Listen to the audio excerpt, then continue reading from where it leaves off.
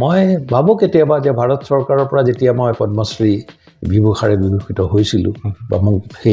সেই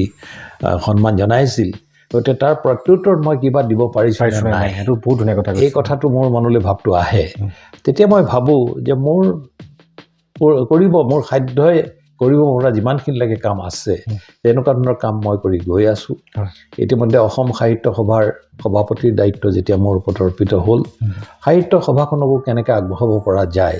এই বিষয়বিলাকো আচলতে মই চেষ্টা কৰি আছোঁ ইতিমধ্যে অসমৰ ভৌগোলিক পৰিসীমাৰ পাৰ হৈ ভাৰতবৰ্ষৰ বিভিন্ন ঠাইত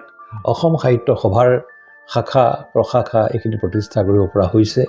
আৰু কেৱল ভাৰতবৰ্ষৰ পৰিসীমাতে নাথাকি আমি এতিয়া পৃথিৱীৰ পৰিসীমালৈ আগবাঢ়িছোঁ ইতিমধ্যে আমেৰিকাত বা ইংলেণ্ডত বা কুৱেইটত এনেকুৱা জেগা কিছুমানত আমি অসম সাহিত্য সভাৰ পৰিসৰটো বৃদ্ধি কৰিবলৈ চেষ্টা কৰিছে